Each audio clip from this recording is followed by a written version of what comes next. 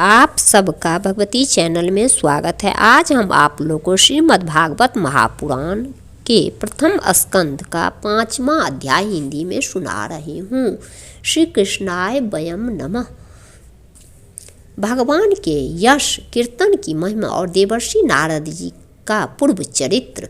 सूत जी कहते हैं, तदंतर सुखपूर्वक बैठे हुए बिना पानी परम यशस्वी देवर्षि नारद ने मुस्कुराकर अपने पास ही बैठे ब्रह्म ऋषि व्यास जी से कहा।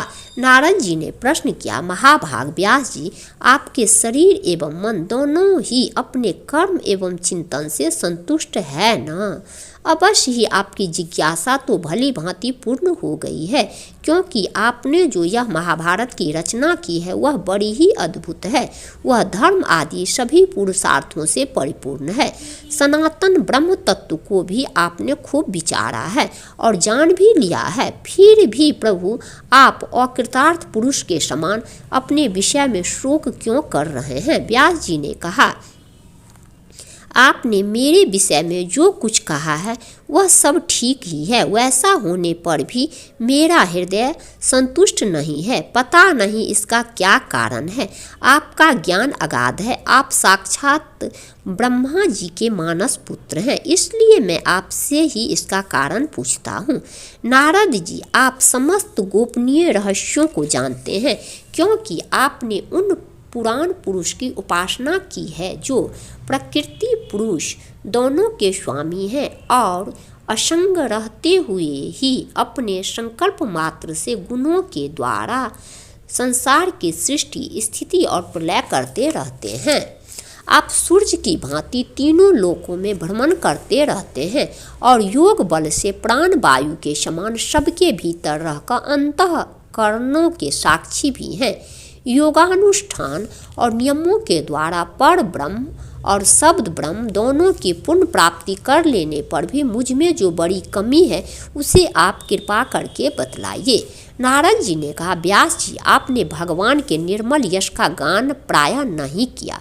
मेरी ऐसी मान्यता है कि जिससे भगवान संतुष्ट नहीं होते वह शास्त्र या ज्ञान अधूरा है। आपने धर्म आदि पुरुषार्थों का जैसा निरूपण किया है, भगवान श्री कृष्ण की महिमा का वैसा निरूपण नहीं किया। जिस वाणी से चाहे वह रस भाव अलंकारादि से युक्त ही क्यों न हो, जगत को पवित्र करने वाले भगवान श्री कृष्ण के यश का कभी गान नहीं होता। वह तो कौओं के लिए उच्छिष्ट फेंकने के स्थान के समान अपवित्र मानी जाती है। मानसरोवर के कमनीय कमल वन में विहरने वाले हंसों की भांति ब्रह्मधाम में विहार करने वाले भगवत चरणार बिंदाश्रित परमहंस भक्त कभी उसमें रमन नहीं करते। इसके विपरीत, जिसमें सुंदर रचना भी नहीं है और जो दूषित शब्दों से युक्त भी है, परंतु जिसका प्रत्येक श्लोक भगवान के श्वेत सूचक नामों से युक्त है, वह वाणी लोगों के सारे पापों का नाश कर देती है, क्योंकि सत्पुरुष ऐसी ही वाणी का श्रवण, गान और कीर्तन किया करते हैं। वह निर्मल ज्ञान भी जो मोक्ष की प्राप्ति का साक्षात साधन है, यदि भगवान की भक्ति से रहित हो तो उसकी उतनी शोभा नहीं होती। फिर जो साधन और सिद्धि दोनों ही दशाओं में सदा ही अमंगल रूप है, वह काम्य कर्म और जो भगवान को अर्पण नहीं किया गया है, ऐसा अहेतुक निष्काम कर्म भी कैसे सुशोभित हो सकता है? महाभाग व्यास जी, आपकी दृष्टि अमोघ है, आपकी कृति पवित्र है, आप सत्य परायण एवं दृढ़ व्रत हैं।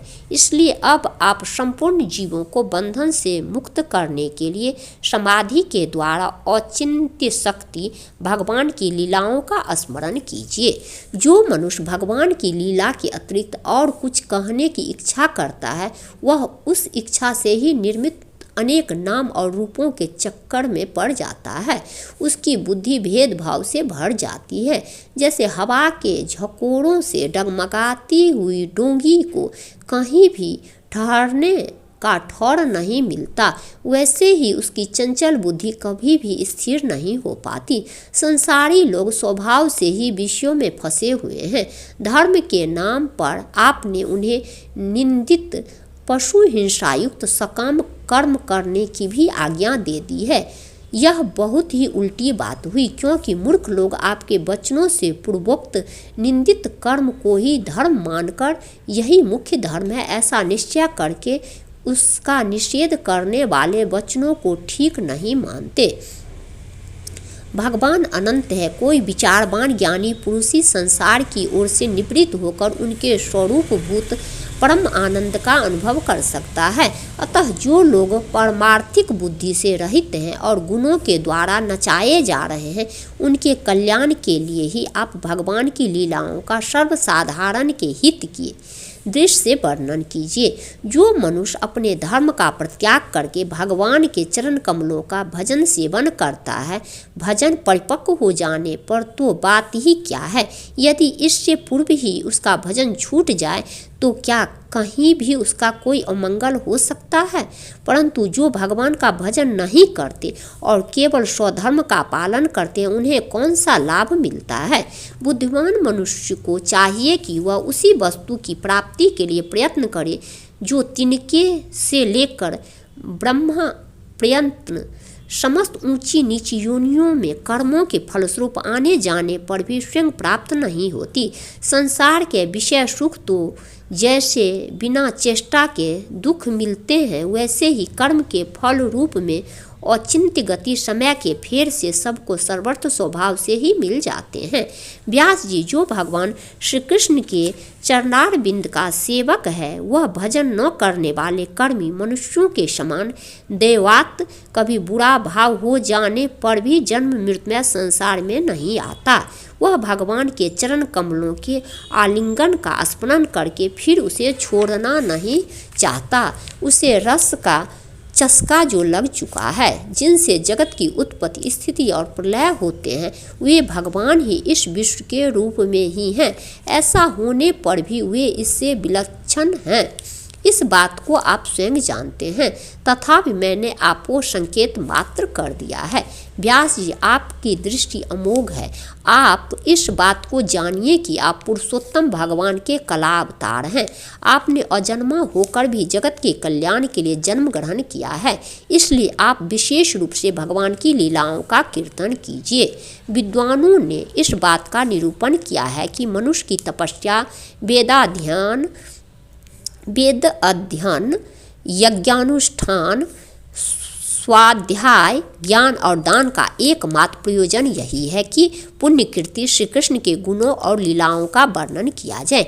मुने, पिछले कल्प में अपने पूर्व जीवन में मैं वेदवादी ब्राह्मणों की एक दासी का लड़का था। वे योगी वर्षा ऋतु में एक स्थान पर चातुर्मास कर रहे थे। बचपन में ही मैं उनकी सेवा में नियुक्त कर दिया गया था। मैं यद्यपि बालक था, फिर भी किसी प्रकार की चंचलता नहीं करता था। जितेंद्रिय था, खेल कूद से दूर रहता था और आज्ञा अनुसार उनकी सेवा करता था। मैं बोलता भी बहुत कम था। मेरे इस शील स्वभाव को देखकर समदर्शी मुनियों ने मुझ सेवक पर अत्यंत अनुग्रह किया। उनकी अनुमति प्राप्त करके बर्तनों में लगा हुआ प्रसाद में एक बार खा लिया करता था। इससे मेरे सारे पाप धुल गए। इस प्रकार उनकी सेवा करते करते मेरा हृदय शुद्ध हो गया और वे लोग जैसा भजन पूजन करते थे, उसी में मेरी भी रुचि हो गई। प्यारे व्यास जी, उस सत्संग में उन लीला गान परायण महात्माओं के अनुग्रह से मैं प्रतिदिन श्री कृष्ण की मनोहर कथाएं सुना करता। श्रद्धापूर्वक एक एक पद श्रवण करते करते प्रिय कृति भगवान में मेरी रुचि हो गई।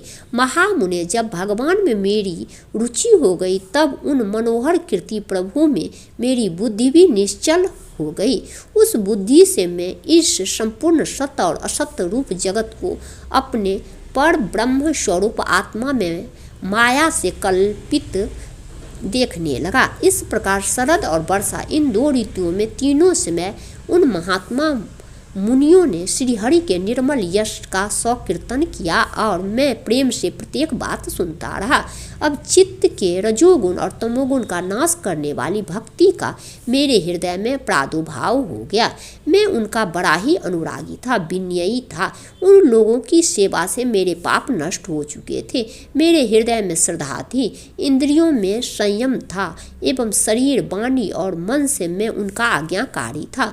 उन दीन वत्सल महात्माओं ने जाते समय कृपा करके मुझे उस गुह्यतम ज्ञान का उपदेश किया जिसका उपदेश स्वयं भगवान ने अपने श्रीमुख से किया है। उस उपदेश से ही जगत के निर्माता भगवान श्री कृष्ण की माया के प्रभाव को मैं जान सका, जिसके जान लेने पर उनके परम पद की प्राप्ति हो जाती है। सत्य संकल्प व्यास जी पुरुषोत्तम भगवान श्री कृष्ण के प्रति समस्त कर्मों को समर्पित कर देना ही संसार के तीनों तापों का एकमात्र औषधि है। यह बात मैंने आपको बतला दी। प्राणियों को जिस पदार्थ के सेवन से जो रोग हो जाता है, वही पदार्थ चिकित्सा विधि के अनुसार प्रयोग करने पर क्या उस रोग को दूर नहीं करता? इसी प्रकार यद्यपि सभी कर्म मनुष्यों को जन्म मृत्यु रूप संसार के चक्र में डालने वाले हैं, तथापि जब वे भगवान को समर्पित कर दिए जाते हैं तब उनकी कर्मपना ही नष्ट हो जाता है। इस लोक में जो शास्त्र विहित कर्म भगवान की प्रसन्नता के लिए किए जाते हैं, उन्हीं से पराभक्ति युक्त ज्ञान की प्राप्ति होती है। उस भगवर्थ कर्म के मार्ग में भगवान के आज्ञा अनुसार आचरण करते हुए लोग बार बार भगवान श्री कृष्ण के गुण और नामों का कीर्तन तथा स्मरण करते हैं। प्रभु, आप भगवान श्री वासुदेव को नमस्कार है। हम आपका ध्यान करते हैं। प्रद्युम्न, अनिरुद्ध और शकर्षण को भी नमस्कार है। इस प्रकार जो पुरुष चतुर्व्यूह रूपी भगवान मूर्तियों के नाम द्वारा प्राकृत मूर्ति रहित और प्राकृत मंत्र मूर्ति भगवान यज्ञ पुरुष का पूजन करता है, उसी का ज्ञान पूर्ण एवं यथार्थ है। ब्राह्मण, जब मैंने भगवान की आज्ञा का इस प्रकार पालन किया तब इस बात को जानकर भगवान श्री कृष्ण ने मुझे आत्मज्ञान, ऐश्वर्य और अपनी भाव रूपा प्रेमा भक्ति का दान किया। व्यास जी, आपका ज्ञान पूर्ण है। आप भगवान की ही कीर्ति का, उनकी प्रेममयी लीला का वर्णन कीजिए। उसी से बड़े बड़े ज्ञानियों की भी जिज्ञासा पूर्ण होती है। जो लोग दुखों के द्वारा बार बार रौंदे जा रहे हैं, उनके दुख की शांति इसी से हो सकती है और कोई उपाय नहीं है। श्री कृष्णाय वयं नमः।